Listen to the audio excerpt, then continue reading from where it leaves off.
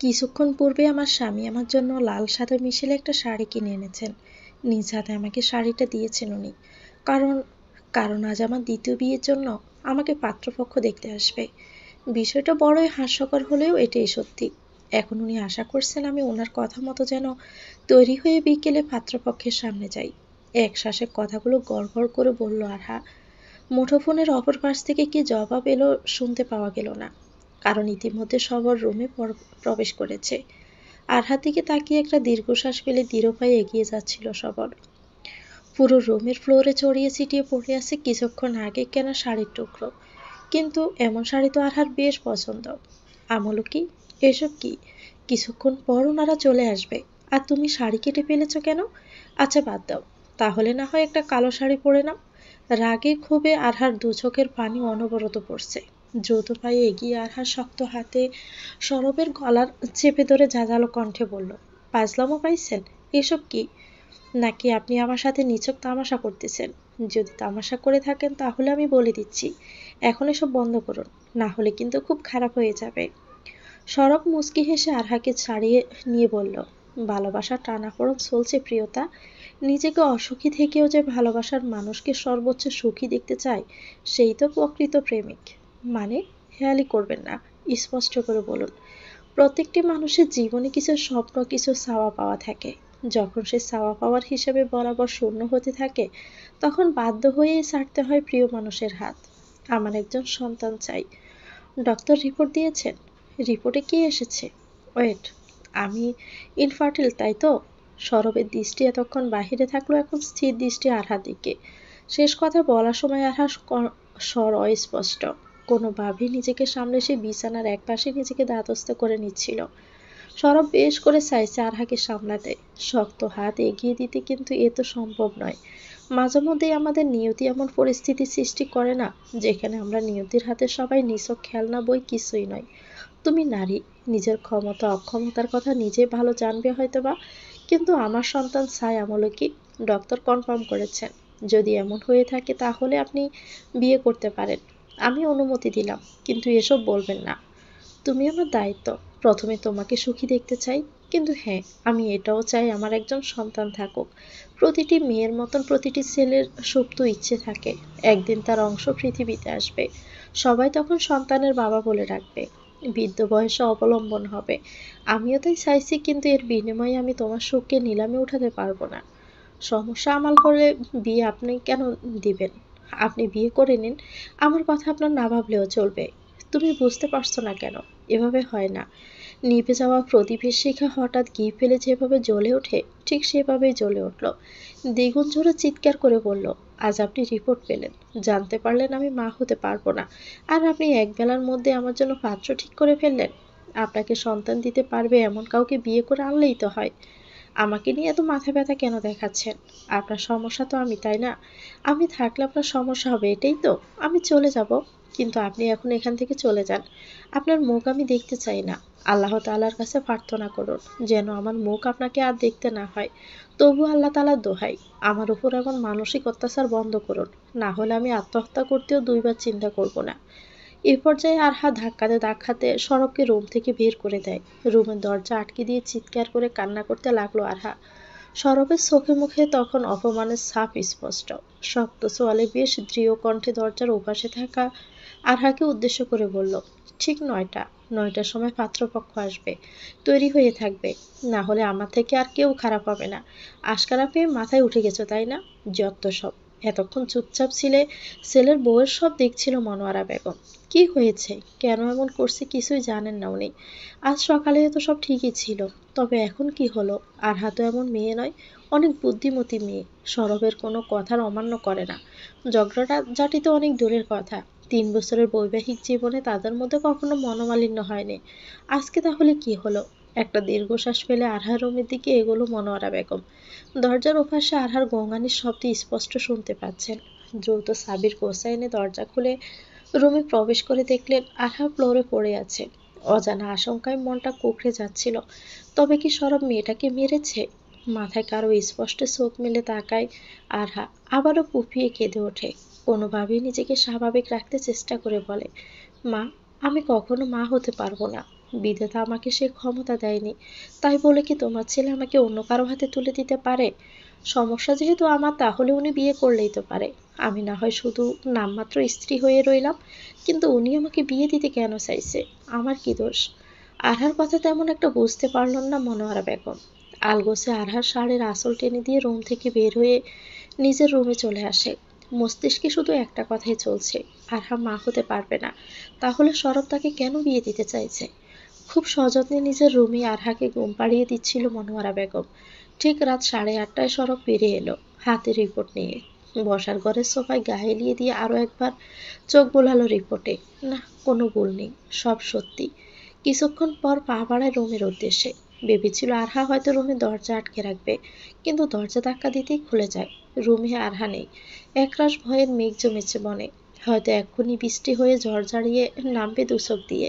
কিন্তু নিজেকে কিভাবে সামলাতে হয় সরব জানে। আরহা আমার রুমে। মায়ের কথায় পিছন ফিরে সরব। সরব এহসান, মরহুম ওসমান এহসান এহসান এবং মনোয়ারা বেগমের একমাত্র ছেলে। সরবের বোন বিত্ত এহসান। দুই ছেলে মেয়ে ছিল, বছর চারেক আগে বিয়ে দিয়েছে। বিত্তের বিয়ের পর নতুন এক ছেলেকে পেয়েছেন ঠিক, তেমনি আরহা ওনার আরেক মেয়ে। বিত্তর বিয়ের পর ওসমান সাহেবের মস্তিষ্কে পানি জমতে শুরু করে। খুব বেশি সময় ছিল না ওনার হাতে, তাই দ্রুত সে ছেলের বউ নিয়ে আসতে চেয়েছেন। আরহা ওনার পছন্দ করা বউ। মনোয়ারা বেগমের কাছে তার স্বামীর শেষ আমানত। আরহাকে সে পুত্রবধূ নয়, মেয়ে হিসাবেই মানে। আর সে মেয়ের সাথে তার ছেলে এমন কেন করছে, সেই কৈফিয়ত নিতেই এখানে দাঁড়িয়েছে মনোয়ারা বেগম। তৈরি হতে বলো মা, কারণ পাত্রপক্ষ দেখতে আসছে। সরবের এমন কথায় মনোহরা বেগম সজোর একটা থাপ্পড় মারে সরবের গালে। লজ্জা করে না? এই শিক্ষা তোমার বাবা তোমাকে দিয়েছে? তুমি কি সাহস পাও কি করে আরহাকে এসব কথা বলতে? কারণ তোমার ছেলে অক্ষম মা, পারবে না কখনো শূন্য কোলে একটা ফুটফুটে সন্তান দিতে। তোমার ছেলেকে সেই ক্ষমতা সৃষ্টিকর্তা দেয়নি। মনোয়ারা বেগম করুণ দৃষ্টিতে ছেলের দিকে তাকিয়ে জিজ্ঞেস করলেন, একবার তুমি বলছো তুমি বাবা হতে পারবে না, আবার আরহা বলছে আরহা মা হতে পারবে না। কি হচ্ছেটা কি আমাকে একটু স্পষ্ট করে বলবে? হাতে থাকা রিপোর্ট মায়ের দিকে এগিয়ে দিয়ে সরব বলল, আরহাকে মিথ্যে বলেছি মা। ও যদি জানতে পারে অক্ষমতা আমার, তাহলেও আমাকে ছাড়বে না। সারা জীবন একটা সন্তানের জন্য এভাবে কষ্টভাবে সমাজের মানুষের কথা শুনবে। আমি এসব মেনে নিতে পারবো না। মা, তোমার কাছে অনুরোধ, তুমি এসব আরহাকে বলবে না। আমিও চাই আমার প্রিয়তা সুখী হবে, তাই তো এসব কিছু। তুমি হয়তো বলবে এ কেমন পাগলামো, তাই না? হয়তো জীবনের কোনো একদিনও জানতে পারবে আর যা হচ্ছে সবই মিথ্যে। কিন্তু সেদিন আফসোস থাকবে না, কারণ তখন ওর নিজের সন্তান থাকবে। এই সমাজ কখনো দেখবে না সমস্যা বা অক্ষমতাকার। সমাজ কথা তো শোনাবে আরহাকে। আমি চাই আরহা আজকের ব্যবহারের জন্য আমাকে ঘৃণা করুক, জেদ করুক, জেদ করে আত্মসম্মানের বশে বেরিয়ে যাক এ বাসা থেকে। নিজের জীবন নতুন করে গুছিয়ে নিতে পারবে, এটা আমার বিশ্বাস। আমি চাই আরহা যেন পৃথিবীর সব থেকে মিষ্টি অনুভূতি, শুভ্র স্পর্শ অনুভব করতে পারে। আমার যে সব ক্ষমতা নেই বলে আমি আরহার অংশের সুখ অনুভূতি নিলামে তুলতে পারি। পারি না মা, তোমার ছেলে বড্ড স্বার্থপর। মায়ের সাথে কথা শেষ করে মায়ের রুম থেকে পা বাড়ায় সরব। অন্ধকার রুমে বিছানায় উপুর হয়ে ঘুমিয়ে আছে আরহা। বিয়ের 3টে বছরে কখনো আরহাকে কাঁদতে দেয়নি, শুধুমাত্র একদিন ব্যতীত। সেদিন যেদিন সরবের বাবা ইন্তেকাল করেন। সেদিন আরহা যেমন কান্না করেছিল, ঠিক তেমন ভাবে আগলে নিয়েছিল বাড়ির প্রত্যেক মানুষকে। আরহা শুধু একটা নাম বা মানুষ না সরবের লাইফে। আরহা নিজে সরবের সব। সবেমাত্র রাত 8:55, অথচ পুরো বাসায় পিনপতন নীরবতা। বিছানায় গুটিসুটি মেরে শুয়ে থাকা আরহাকে ঠিক করে দিচ্ছিল, কিন্তু ঘুমন্ত আরহা সরবের বাম হাতে মাথা রেখে দিব্যি আরাম করে ঘুমাচ্ছে। সরব উঠতে পারল না। আজ মেয়েটা চুল বিনুনি করেনি। চোখের কার্নিশ বেয়ে গড়িয়ে পড়া নোনা জলের শুকনো ছাপ কিছুক্ষণ পরপর পুপি কেঁদে উঠে। এসব একরাশ কষ্ট নিয়ে বুকের মাঝখানে কেমন বারবার লাগছে সরবের। আরহার কপালে ছোট্ট একটা আবেগী স্পর্শ দিয়ে স্থির দৃষ্টিতে তাকিয়ে আছে। ডান হাতের চিবুকে স্পর্শ করতে দৃষ্টি স্থির হলো আরহার চিবুকের নিচের কাটা দাগটাতে। আচ্ছা, কেউ কি কারো ক্ষতস্থানে প্রেমে পড়তে পারে? কাটা ছাড়া দাগের উপর কি কেউ ভিমড়ি খেয়ে পা পিছলে পড়তে পারে? পারে তো। যেমন সরব পড়েছে আরহার থুতনির নিচে কাটা দাগে। বছর 3 আগের কথা। পুরো পরিবার ব্যস্ত সরবের জন্য পাত্রী দেখতে। এক মেয়েকে মোটামুটি বেশ পছন্দ হয়েছিল সবার। বিয়ের কথা পাকা দেওয়ার আগে বিত্ত যখন মেয়ে ছবি দেখালো, তখন সাপ মানা করে দিল। কারণ জানতে চাইলে বিত্তে বলল, এই মেয়েকে আর যাই হোক বাড়ির বউ করে আনা যায় না। এই মেয়ে শুধু নামে শিক্ষিত, আর তাছাড়া একটু ভালো ফ্যামিলি হলেই হয় না। এই মেয়ের মুখের ভাষা জঘন্য। এত নিকৃষ্ট মেয়ে মানুষের মুখের ভাষা হতে পারে না। শুধু এই মেয়ে নয়, এই মেয়ের বড় বোনের মুখের ভাষাও ভালো না। এরা কথায় কথায় বাবা মা তুলে গালিগালাজ করে। মান সম্মানের বই এদের কেউ কিছু বলে না, কারণ এরা বস্তির মেয়ের মতোই আচরণ করে। শোন মা, মেয়ে মায়ের জাত, এদের নরম হতে হয়। আমরা মেয়ে না। আমাদের কেউ কিছু বললে আমরা কি যাই পুরুষের মতো গলাবাজি করতে, নাকি চুপ থেকে ঝামেলা কোনো বড় না হয় সেদিকে খেয়াল রাখি? আসলে দেশের বাইরে থাকলে কিংবা একটু মডার্ন ড্রেস আপ ফলো করলেই সভ্য মানুষ হওয়া যায় না। এই মেয়ের ফ্যামিলিগত যোগ্যতার দিক থেকে ভালো, কিন্তু ভাইয়া তো মেয়েকে বিয়ে করবে, মেয়ের ফ্যামিলির স্ট্যাটাস কেনা। আশা করে বুঝতে পেরেছ। বিত্তর কথা সত্যি ছিল। মেয়ের উগ্র ব্যবহার, অসংযত মুখের ভাষা সম্পর্কে খবর পেয়েছিল সরব। আর তাছাড়া সৌভাগ্যবশত বিদ্যুৎ জুনিয়র ছিল মেয়েটা, তাই এই যাত্রায় বেঁচে যায় সরব। কারণ আর যাই হোক, ঘরের বউ হিসেবে উগ্র আচরণের মেয়েকে কোনো মানুষই পছন্দ করবে না। ওসমান সাহেব তখন নামাজে গিয়েছিলেন, কিন্তু এখনও ফিরেনি। হঠাৎ কলিং বেল বেজে ওঠে। বিদ্যু এগিয়ে দরজা খুলতে দেখে কালো রঙের বোরকা হিজাব পরা একজন মেয়ে ওসমান সাহেবকে ধরে দাঁড়িয়ে আছেন। অল্প বয়স্ক মেয়ে, বুঝতে অসুবিধা হয় না বিদ্যের, কারণ চোখ স্পষ্ট বলেছিল এ দেখতে মাশাআল্লাহ সুন্দরী হবে। মেয়ের কণ্ঠস্বরে দেন ফিরে মিত্তর। আসলে উনি রাস্তায় হঠাৎ অসুস্থ হয়ে পড়েছেন তো তাই। মেয়েটার কথা শেষ হতে না হতে বিত্তর বাবার হাত ধরে ভিতরে নিয়ে আসে, সাথে মেয়েটাকে আসতে বলে। ওসমান সাহেবের তখন সবেমাত্র রোগ ধরা পড়েছে। উনি ঠিকমতো চলতে পারে, কিন্তু হঠাৎই হাত পা কাঁপতে থাকে। বাহিরে প্রচণ্ড বৃষ্টি হচ্ছিল তখন। ওসমান সাহেবকে ভিতরে দিয়ে এসে মেয়েটা দাঁড়িয়েই আছে। ভালোভাবে খেয়াল করে দেখলো মেয়ের পরনে বোরকা না, লং ড্রেস, কিন্তু মুখ আবৃত। ভিতর থেকে বিদায় নিয়ে মেয়েটা চলে যাচ্ছিল। মনোয়ারা বেগম ধন্যবাদ জানাতে এগিয়ে আসছিল, কিন্তু মেয়েকে চলে যেতে দেখে আর পিছন থেকে ডাকলো না। এবার মেয়েটা হঠাৎই পিছন ফিরে চাইল, স্থির দৃষ্টি মনোয়ারা বেগমের দিকে। কয়েক কদম এগিয়ে এসে জিজ্ঞেস করলো, কেমন আছো আন্টি? বিদ্যা এবং মনোয়ারা বেগমের কৌতূহলময় দৃষ্টি। প্রথম পরিচয়ে কেউ কাউকে হুঠাৎ আন্টি বললে তুমি করে বলে না। তবে মেয়েটাকে। মেয়েটা হালকা হাসলো, চোখ হাসির প্রতিচ্ছবি প্রকাশ করছে। মুখ অনাবৃত করতে করতে মেয়েটি বলল, আমায় চিনতে পারোনি তো? আমি আরহা। আরহা নাম শোনার সাথে সাথে মনোয়ারা বেগমের চোখে মুখে খুশি যেন উপচে পড়ছে। এত বছর পর প্রিয় প্রতিবেশীর পিচ্চি মেয়েটাকে এভাবে নিজের বাসায় দেখবে কখনো আশা করেননি উনি। তুমি আরহা? আমাদের আরহামণি, আরাব ভাইয়ের মেয়ে? একরাশ বিস্ময় নিয়ে উত্তেজিত কণ্ঠ নিয়ে জিজ্ঞেস করলেন মনোয়ারা বেগম। মুচকি হেসে মাথা দুলিয়ে আরহা সায় দিতেই মনোয়ারা বেগম আরহার গলা জড়িয়ে ধরে। প্রায় 8 বছর পর আরহাকে দেখেছে। বৃত্ত যেন একটা গোরের মধ্যে রয়েছে। গোর কাটতে সে আরহাকে পাশে গিয়ে বসলো। মনোয়ারা বেগম ধীরে ধীরে সব কথা জিজ্ঞেস করতে লাগলেন, এবং আরহা সবই বলছিল। হঠাৎ করে চলে যাওয়ার কারণ বলল আরহা। ওসমান সাহেবের কথা শুনে বেশ মন খারাপ করলো, কিন্তু এটাও বলল, আমি সত্যি আঙ্কেলকে চিনতে পারিনি। দাড়ি রেখেছে তো, তাই হয়তো চিনতে পারিনি। আচ্ছা বলো কী খাবে? তুমি তো আম পছন্দ করো তাই না? একটু অপেক্ষা করো, সরব সকালে বাজার থেকে আসি না আম এনেছে, আমি নিয়ে আসছি। আরহার উত্তরের অপেক্ষা না করে মনোয়ারা বেগম পা বাড়ায় রান্নাঘরের দিকে। এদিকে আরহা আড্ডা জমিয়েছে বিত্তের সাথে। দুজনে একসাথে কত খেলেছে, আচার চুরি করে খেয়েছে, ধলাবড়ির কাছে লেবু চুরি করেছিল, কত কথা। ড্রয়িং রুম থেকে কারো হাসির শব্দ শোনা যাচ্ছে। হাসির শব্দ যেন কাছের ছুরির শব্দের মতো সরাসরি মস্তিষ্কে আঘাত করছে। উফ, বুকে আঘাত করছে, যার ফলে ব্লাড পাম্প দ্রুত হচ্ছে। অফিস থেকে ফিরে ফ্রেশ হয়ে ড্রয়িং রুমের দিকে পা বাড়ায় সরব। বাহিরে বৃষ্টি হচ্ছিল তাই সে ভিজে গিয়েছিল। ড্রয়িং রুমে প্রবেশ করতে সরব দেখে বৃদ্ধ কারোর সাথে খোশ গল্পে ব্যস্ত।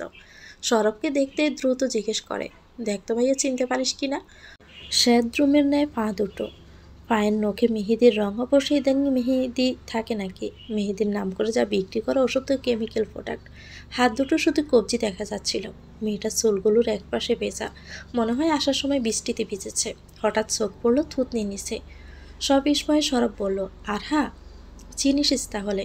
তোর বাবা মসজিদ থেকে আসার পথে অসুস্থ হয়ে পড়েছিল, ও বাসায় নিয়ে এলো। আমরা তো চিনতেই পারিনি। নেকাবে মুখ আবৃত ছিল, কিন্তু দেখ, মেয়ে আমার আমায় ঠিকই চিনেছে। মনোয়ারা বেগম কথা সরব শুনতে পেল কে জানে। দৃষ্টি তো আরহাতে সীমাবদ্ধ ছিল। বেশ সময় আরহা ওদের বাসায় রইল। আরহার মায়ের সাথে মনোয়ারা বেগম ফোনে কথা বললেন। আরহা যাওয়ার সময় হয়ে এলো, কিন্তু বৃষ্টির বেগ যেন পাল্লা দিয়ে বাড়ছে। মনোয়ারা বেগম এই বর সন্ধ্যাবেলা আরহাকে একা ছাড়তে চাইছিলেন না, কিন্তু আরহা বলেছিল সে পারবে, তার কাছে ছাতা আছে। তবুও মনোয়ারা বেগমের পীড়াপিড়িতে সরবকে সাথে নিয়ে বের হতে হলো আরহার।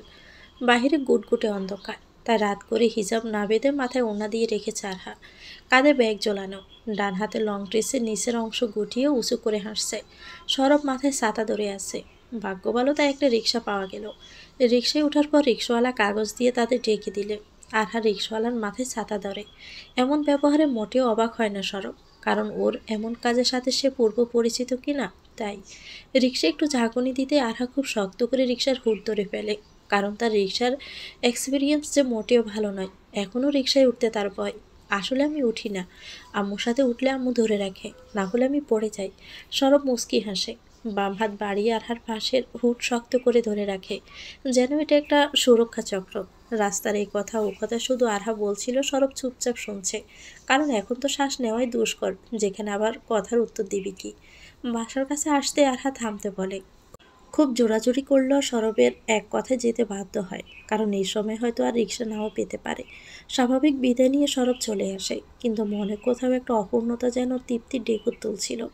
সারা রাত বিছানায় এপাশ ওপাশ করছে আরহা। এতদিন পর সবাইকে পেয়ে কি বলবে কিছুই বুঝতে উঠতে পারছিল না। তবে সরবের স্পর্শ একটুও বদলায়নি। শেষ যেদিন সরবের সাথে আরহার একটু মলমালিন্য হয়েছিল, সেদিন ছিল এরকম বৃষ্টির দিন। আরহা সেই বছর ক্লাস 7-এ পড়ে, আর সরব অ্যাডমিশনের প্রস্তুতি নিচ্ছিল। আরহাদের বাসায় কিছু রান্না করলে আরহার মা ওদের জন্য পাঠিয়ে দিত, ঠিক তেমনি করতো মনোয়ারা বেগম। সেদিন আরহার বাবা গ্রাম থেকে কাঁঠাল নিয়ে এসেছিল।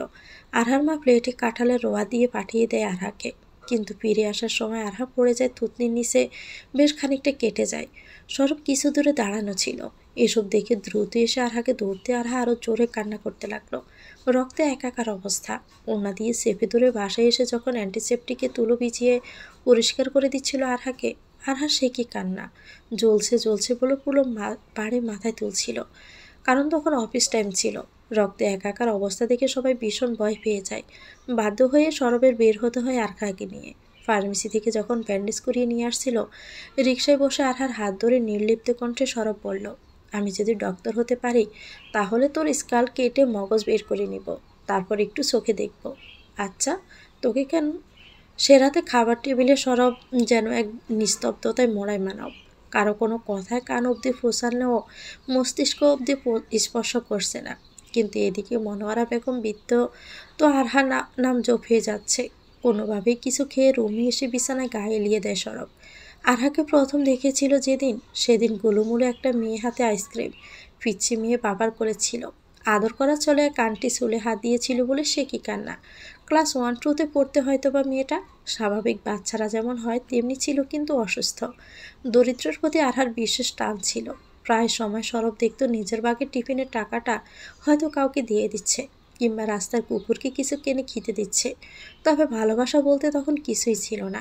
সময়ের সাথে পাল্লা দিয়ে আরহা যখন ক্লাস 7 উঠল, তখন সরবের সামনে এসেছে এক্সাম।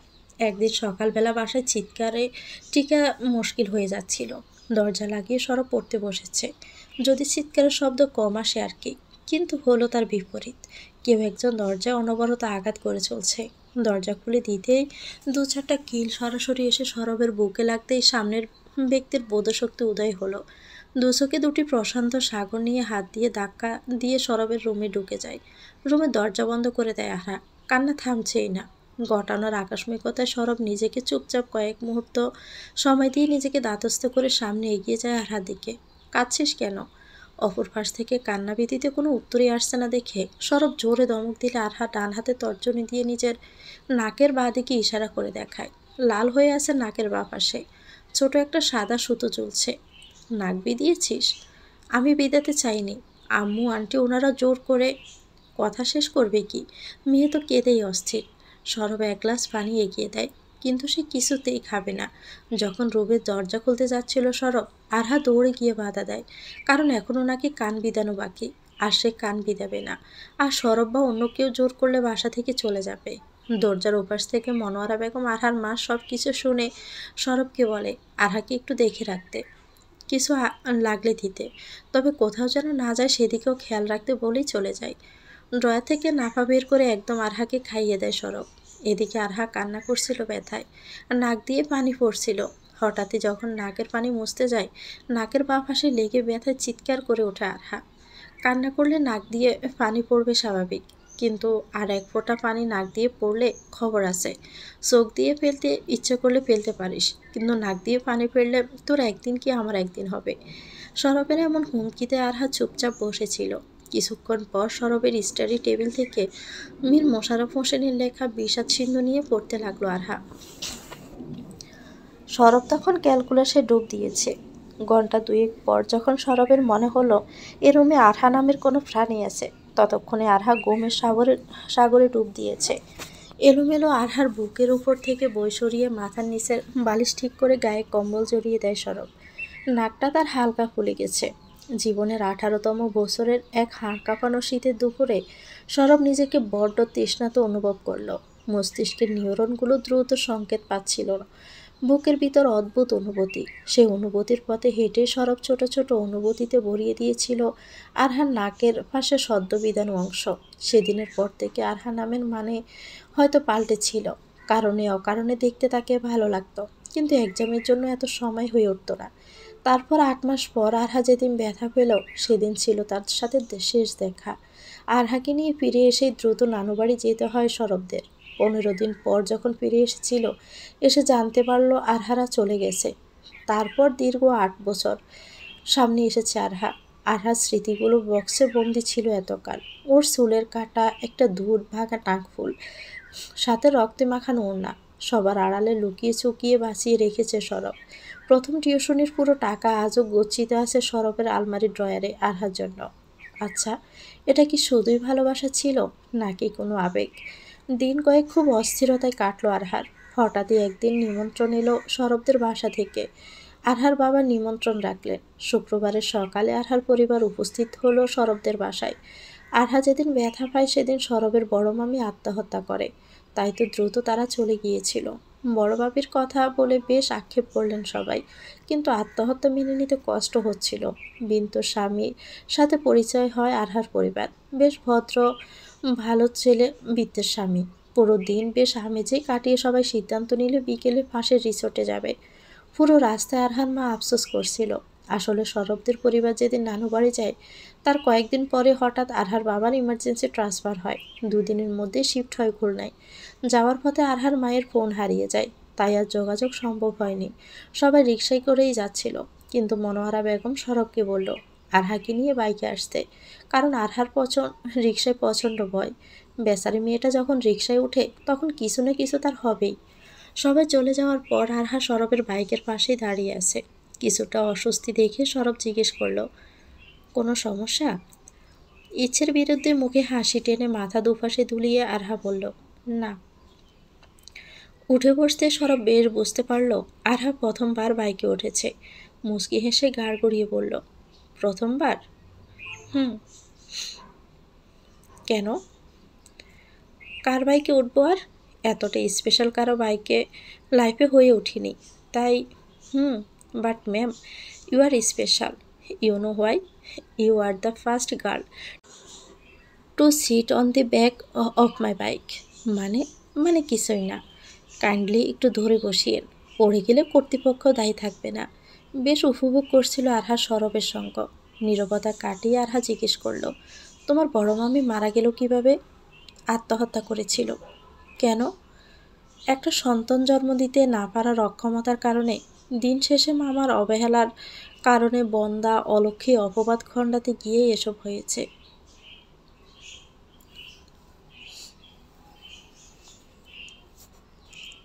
আরহার নাকফুলের ঠিক উপরের ছোট্ট একটা লাল তিল সরবকে বারবার আহ্বান জানান দিচ্ছে।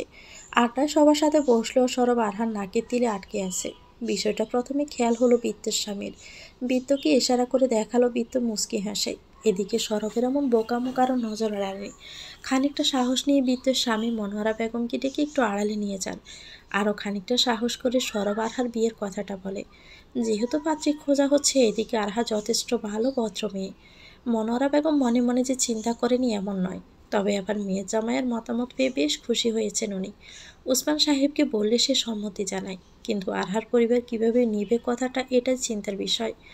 বিত্তর স্বামী সরবকে বলল আরহাকে নিয়ে ওদিকটা ঘুরে আসতে। ছোট্ট একটা বিল আছে ওদিকে। সরব সায় দিয়ে আরহাকে নিয়ে সেখানে বেরিয়ে যায়। এদিকে মনোয়ারা বেগম সাহস করে দ্বিধা নিয়েই কথাটা বলে ফেলে, আরহার মা এক কথায় রাজি হলেও আরহার বাবা বেশ দ্বিমত, কারণ আরহাকে না জিজ্ঞেস করে সে কোনো মতামতই দিতে চাচ্ছে না। এদিকে আরহার মা আরহার বাবাকে আশ্বস্ত করেন আরহা এটাতে দ্বিমত করবে না, কারণ সে মেয়েকে খুব ভালোভাবেই চিনে। যদি আরহার মতবিরোধ না থাকে তাহলে আমাদের কোনো আপত্তি নেই। অর্থাৎ বিয়েতে সম্মতি দেয় আরহার বাবা। ঘণ্টা খানেকের মধ্যে বিত্তর স্বামী সব কিছু গুছিয়ে নিয়েছে। আজ হবে বিয়ে, পাশের মসজিদ আছে, সেখানেই সরব কবুল বলবে এবং আরহা এখানে। এভাবে হুটহাট মেয়ের বিয়ে দিতে কোনো বাবা মায়ের কি ইচ্ছে করে? তবুও সম্মতি জানায়। এদিকে সরবের বন্ধুরা মিষ্টি নিয়ে এসে হাজির, কিন্তু বরকনে কোথায়? বিলের পাড়ে বসে আছে আরহা সরব। এত বাসাল একটা মেয়ে এত চুপচাপ হতে পারে কয়েক বছরের ব্যবধানে? অবাক বিষয়। আরহার মনোযোগ তখন সামনের বিলের কচুরিপানা ফুলের দিকে। কচুরিপানার ফুল, অদ্ভুত এই ফুলের জীবন, ঠিক যেন প্রতিটা নারীর ভিতরে থাকা এক একটা সত্তা। একটু জোরে অসতর্কতায় ধরবে তো নিঃশেষ হয়ে যাবে, অথচ আলতো স্পর্শে ছুঁয়ে দেখো, অনেক সময় তোমার সৌন্দর্য বাড়াবে। নীরবতা ভেঙে সরব প্রথমে জিজ্ঞেস করে, এখনো পছন্দ? ভীষণ। আমি কিন্তু পানিতে নামতে পারবো না। আরহা সরবের দিকে তাকিয়ে মুচকি হেসে বলে, মনে আছে তোমাকে আমি একবার জেদ করিয়ে ফুল আনিয়েছিলাম আর তোমার জুতো কাদায় পরিপূর্ণ হয়ে গিয়েছিল? হুম, মনে আছে। তুমি কিন্তু আমাকে বকেছিলে। ভয় নেই, সেই বকুনি আমি বলিনি, তাই আনতে বলবো না। আর এসব আবদার আমার স্বামীর জন্য তোলা আছে, সে সব পরিপূর্ণ করবে আমাকে। প্রতি উত্তরে সরব কিছুই বলে না। আরহার দৃষ্টি পুনরায় সেই কচুরিপানা ফুলের দিকে। হঠাৎই আরহার সামনে একগুচ্ছ কচুরিপানার ফুল এগিয়ে দেয় কেউ একজন। চোখ তুলে তাকিয়ে দেখে সরব দিচ্ছে। মুচকি এসে আরহা হাত বাড়িয়ে ফুল নিতেই সরবের ফোন বেজে ওঠে। দ্রুত তাদেরকে ফিরতে বলেছে। এদিকে ওসমান সাহেব অসুস্থ। ওনার কিছু হয়েছে? প্রথমে যা মস্তিষ্কে কড়া নেড়ে বলছে আরহা সরবের। দ্রুত ফিরে আসতে সরব খেয়াল করে ওর বন্ধুরা দাঁড়িয়ে আছে। দ্রুত পাশ কাটিয়ে যেতে নিলেই ওরা পথ আটকে দাঁড়ায়। আরহাকে বৃত্ত নিয়ে যায়। তারপর দুজনকে বিয়ের কথা বললে সরব সম্মতি দিলেও আরহা চুপচাপ ছিল। মসজিদে বিয়ে পড়িয়ে এখানে এসে কবুল বলিয়ে নিয়ে যায় সরবের বন্ধুরা। সেদিন রিসোর্টে থাকা সবাইকে মিষ্টিমুখ করিয়েছিল ওসমান সাহেব। সব থেকে খুশি যেন উনিই ছিলেন। আরহার বাবা মাকে বিদায় দিয়ে আরহাকে সরবদের বাসে নিয়ে আসা হয়। আরহাকে একদমই চুপচাপ দেখে মনে মনে সরব বিশ্বাস করতে শুরু করেছে আরহার সম্মতি ছিল না। সরবের রুমে এসে আরহা হাতের কচুরিপানার ফুলগুলো পাশের ড্রেসিং টেবিলে রাখে। সাদা পাপড়ির মতো হালকা বেগুনির সোপের মাঝেও হলুদ রঙের এই ফুলকি আরহা সরবের এক সূত্রে বেঁধে দিল। সরব যখন রুমে এলো তখন রাত 11:30। আরহা বারান্দায় দাঁড়ানো। আরহার পাশাপাশি দাঁড়িয়ে সরব জিজ্ঞেস করলো, তুমি কি অন্য কাউকে ভালোবাসো? অন্য কেউ পছন্দের মানুষ আছে? বিয়েতে কি তুমি খুশি না? প্রতি উত্তরে আরহা সরবের বুকে মাথা রেখে আঁকড়ে ধরে অভিমানী কণ্ঠে উত্তর দিতে লাগলো, আমি না হয় মেয়ে মানুষ, আমার যোগাযোগ সম্ভব হয়নি, কিন্তু তুমিও তো করনি। কেন বলবে? চাইলে কি আমার স্কুল থেকে খবর নিতে পারতে না? ঠিক পারতে। শত মেট্রিক টন বোঝা নেমে হালকা হলো সরবের মস্তিষ্ক। দুহাতে আরহাকে আবদ্ধ করে হাজার খানেক ক্ষমা প্রার্থী সুমতি বড়িয়ে দিয়েছিল আরহাকে। বিয়ের কয়েক মাস পরেই শুরু হলো আরহার বায়না, বাবু চাই বাবু চাই। কারো বাচ্চা দেখলে মুখ ফুলিয়ে বসে থাকবে, তার তার নেই কেন? পেটের ভিতর কবে তারা ফুটবল খেলবে? এসব প্রশ্ন ব্যাকুল করে তুলত সরবকে। যখন বিয়ের 3 বছরেও আরহা কনসিভ করছিল না, তাই বাধ্য হয়ে ডক্টরের কাছে যাওয়া। রিপোর্টে কি এসেছিল অবশ্য কারা অজানা নয়, কিন্তু এখানে সরব উল্টো পথে চলছে। আরহাকে বলেছে বিয়ে দিবে, কারণ আর যাই হোক আরহা বাচ্চা না পেলে ভেঙে পড়বে। আবার যদি জানে সমস্যা সরবের, তাহলে তাকেও ছাড়তে চাইবে না। তাহলে এ পথ বেছে নেওয়া। স্মৃতির রোমাঞ্চ শেষ করে সরব যখন বাস্তবিকতায় ফিরে এলো, আরহা তখনও সরবকে শক্ত করে জড়িয়ে ঘুমাচ্ছে। আরহার জন্য সরবের মায়ের জন্য এখন এসব প্রয়োজন, কারণ ভবিষ্যৎ কে জানে। আরহার কথা সরব ফেলতে পারবে না। একটা বাচ্চা যদি হয় আরহার কোনো ক্ষতির কারণ না, বরং সে সুখে থাকুক, এটাই তো কাম্য। না চাইতেও আরহা থেকে নিজেকে ছাড়িয়ে নিয়ে বাহিরে চলে যায় সরব। ফিরে এসে দেখে বাসায় কিছুর আয়োজন চলছে। বিত্ত এসেছে। 7 মাসের পেট নিয়ে চলতে ফিরতে একটু সমস্যাই হচ্ছে। কান কথায় যা শুনলো তাতে মোটেও প্রস্তুত ছিল না সরব। আরহা সরবের বিয়ের জন্য মেয়ে দেখবে, কারণ দুর্বলতা যেহেতু আরহার, তাই সরব বিয়ে করতেই পারে। বুকের ভিতর চিনচিনে ব্যথা অনুভব হচ্ছে। আচ্ছা, এরকম ব্যথা কি কাল আরহা অনুভব করেছিল? হয়তো, হয়তো বা না। পুরো দিনে আরহা সরবের সাথে কোনো কথা বলেনি। হঠাৎই বিদ্যুৎ চিৎকারে মনোয়ারা বেগম সরব দৌড়ে রুমে আসে। পুরো রুমে ফ্লোরে রক্তে মাখানো। ফ্লোরে পড়ে আছে আরহা। কেন যেন আরহাকে না, বড় মামিকে দেখছিল সরব। তবে কি বড় মামির মতো আরহা? মাতৃত্ব এক অদ্ভুত অনুভূতি। নিজের মাঝে ছোট্ট একটি সত্তা ধীরে ধীরে বেড়ে উঠবে, প্রতি স্পর্শ শুভ্রতা নিয়ে আসবে। কেমন অনুভব হয় যখন বাচ্চাটা প্রথম নড়ে ওঠে, নির্দিষ্ট সময় পর একটা ছোট্ট প্রাণ জন্ম নেবে। এই অনুভূতি সব নারী অনুভব করতে চায়। আরহা ব্যতিক্রমী নয়, কিন্তু সবার ভাগ্যে সব থাকে না। আল্লাহ তাআলা সবাইকে সুখ দান করেও না। সমাজ এটাকে নারীর অক্ষমতা হিসাবেই নেয়, কারণ পুরুষদের এই বিষয়ে সমস্যা হতে পারে, এটা এখনও অনেকে মানতেই পারে না। বন্ধ্যা নারীদের সমাজে স্থান খুব একটা সম্মানের নয়। তারা কোনো শুভ কাজে থাকতে পারে না, কারো বিয়েতে শরিক হতে পারে না, কারো প্রথম বাচ্চা হলেও তাদের কোলে নিতে দেওয়া হয় না। অন্য সব না হয় বাদে দিলাম, একটা দম্পতি হয়তো সন্তান ছাড়া একে অপরের পাশে থেকে পুরো জীবন কাটিয়ে দিতে চায়, কিন্তু তখন শুরু হয় বংশধর হিসেবে কাউকে তো চাই। দিন শেষে একটা সন্তানের আশায় অনেক বন্ধ্যা মেয়েদের স্বামীর জন্য দ্বিতীয় বাসর সাজাতে হয়। মেয়ে, তোমার ক্ষমতা নেই সন্তান জন্ম দেওয়ার, তাহলে তুমি কেন দ্বিতীয় স্বামীর বিয়ে করাতে দিবে না? ভবিষ্যৎ বলে তো কিছু আছে নাকি? অথচ সমাজ কখনো এটা বলবে না। তোমরা একটা অনাথ বাচ্চাকে দত্তক নাও, বাচ্চা মা বাবা পাবে আর তোমরাও সন্তান পাবে। তবে সমাজ এটা বলবে, কার না কার পাপের রক্ত, আর দরকার নেই ওসবের। আরহা যেন এমন কিছু শুনতে না হয়, এই জন্যই সরব আরহার বিয়ে দিতে চেয়েছিল। কারণ সমাজ আজও বড্ড সেকেলে, দোষ অপমান শব্দ আরহাকেই করবে। একটা সন্তানের জন্য মেয়েটা কষ্ট পাবে, আবার অপমান সহ্য করবে দায়ী না হওয়া সত্ত্বেও।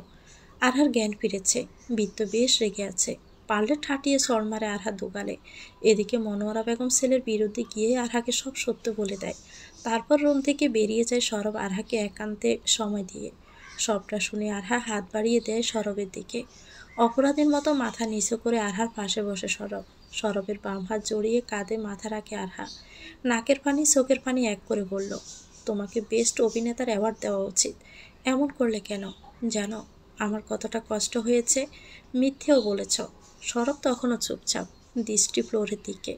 আরহা সরবকে নিজের দিকে ফিরিয়ে দুহাতের আজলায় সরবের মুখ রেখে বলল, বাচ্চাকে কি সব? আমার তো তুমি হলেই চলবে। আমি কখনো বাচ্চার কথা বলবোই না, কারো বাচ্চা কোলেও নিব না। কিন্তু তুমি প্লিজ আমাকে ছেড়ে দিও না, আমি তাহলে থাকতে পারবো না। বেশ পারবে, প্রথম কয়েকদিন কষ্ট হলেও পরে ঠিক হয়ে যাবে।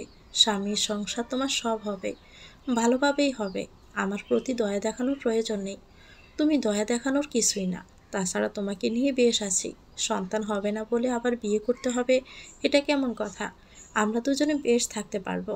তাছাড়া একজন বাচ্চা দত্তক নিব, যদি মা রাজি হয়। এখন এমন বলছো, অথচ সকালে আমার জন্য পাত্রী দেখতে যেতে চেয়েছিলে।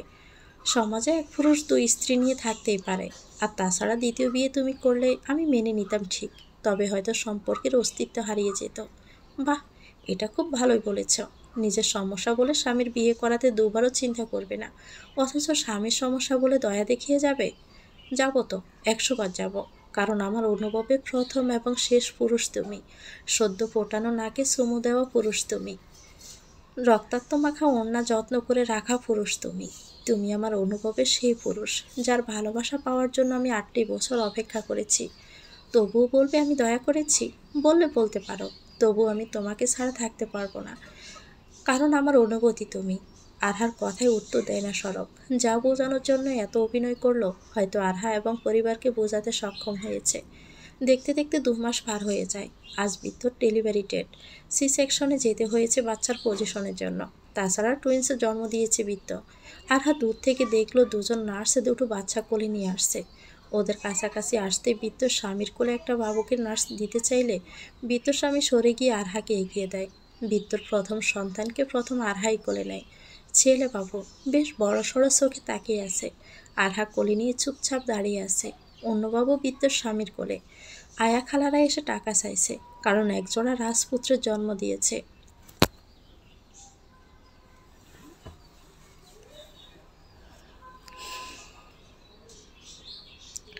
তাদের উদ্দেশ্য বৃদ্ধের স্বামী বলল, এই নাও খালা, আমার ছেলের টাকা আমি দিলাম। বড় ছেলের জন্য টাকা বড় ছেলের বাবার কাছ থেকে নেবে, বুঝলে? কম নিও না কিন্তু। কথা বলে সরবের দিকে ইশারা করলো বৃদ্ধের স্বামী। আরহা ঠিকই বুঝতে পারছে না কি হচ্ছে এখানে, কিন্তু এটাও বুঝতে আর বাকি নেই যে সন্তান জন্ম না দিয়েও আজ সে মা হতে চলেছে। কৃতজ্ঞতায় চোখের পানি ঝরছিল মনোয়ারা বেগমের। মেয়ে জামাইয়ের মাথায় হাত রেখে অনবরত কেঁদেই চলছেন তিনি। মুখে হাসি টেনে বৃদ্ধের স্বামী বলল, আরহা আমার ছোট বোনের মতো, আর তাছাড়া আল্লাহ তো আমাদের দুটো দান করেছেন। আমি জানি ভাইয়া ভাবি আমাদের থেকে ভালোভাবেই মানুষ করবে। আমাদের প্রথম সন্তান আমরা আরহাকে দিয়ে দিব, এমনটা 2 মাস আগে থেকেই আমরা মনস্থির করেছিলাম। এমন তো নয় খুব দূরে দিচ্ছি, যখন তখন চাইলেই তো কাছে পাবো। শেষ কথাগুলো বলার সময় গলা ধরে আসে ভদ্রলোকের। সরব এগিয়ে এসে জড়িয়ে ধরে বোন জামাইকে। মুচকি হেসে ভদ্রলোক নিজেও আবদ্ধ হয় গভীর আলিঙ্গনে। আমি এই ঋণ কখনো শোধ করতে পারবো না ভাই, ধন্যবাদ দিয়েও তোমাকে ছোট করব না। এটা আপনার উপহার ভাই, আরহার ভাইয়ের পক্ষ থেকে উপহার। আপনি আমার বোনের জন্য যা করেছেন আমি কিন্তু সবটা জানি, ভয় নেই। তৃতীয় ব্যক্তি কখনো জানবেই না, তবে এর বিনিময়ে আপনাকে কথা দিতে হবে আপনি কখনো আমার বোনকে ছাড়বেন না, কখনো ওকে কষ্ট দিবেন না। শক্ত করে ভদ্রলোকে দুহাত ধরল সরব। সরব বলল, কথা দিলাম ভাই, কথা দিলাম। ছোট্ট ছেলেকে নিয়ে আরহার দিন ইদানিং কীভাবে পার হয়ে যায় আরহা নিজেও বোঝে না। প্রথম কয়েকদিন বৃত্ত এই বাসায় ছিল। আরহা তখন সারাদিন 2 বাচ্চা নিয়ে ব্যস্ত। নন আইডেন্টিক্যাল টুইন্স 2 ছেলে, দুটোই পুরো কিউটের ফ্যাক্টরি। এত কিউটনেস কোথায় পায় কে জানে। মাসখানেক পর বৃত্ত চলে যায় নিজের বাসায়। নিজের সন্তানকে এভাবে রেখে যাওয়া যে কত কষ্টের সেদিন হাড়ে হাড়ে টের পেয়েছিল বৃত্ত। তবুও আরহার দিকে তাকিয়ে যখন ওর মুখের হাসি দেখে, কষ্ট যেন কাপড়ের মতো উড়ে যায়। আজ সরব আরহা বাবুকে টিকা দিতে নিয়ে এসেছে। 1.5 মাস চলছে, তাই তো নিয়মিত টিকা দিতে হবে। টিকা দিয়ে ফিরে আসছিল ঠিক তখনই একজন ডাক্তার বাচ্চাদের ওয়ার্ডে প্রবেশ করে। দম্পতিকে চিনতে অসুবিধা হয় না ডক্টরের। তবে কি তারা বাচ্চা অ্যাডপ্ট করেছে? কথা বলতে চাইলে সরব ইশারায় না করে। কিছুক্ষণ পর আসছি বলে সেখান থেকে চলে যায়। আরহাকে হাসপাতালের রিসিপশনের ওয়েটিং সিটে বসিয়ে রেখে সরব পা বাড়ায় ডক্টরের কেবিনে। ধন্যবাদ জানিয়ে চলে আসার পর একজন মহিলা জিজ্ঞেস করে, উনি কেন এভাবে তাকে ধন্যবাদ দিচ্ছিলেন?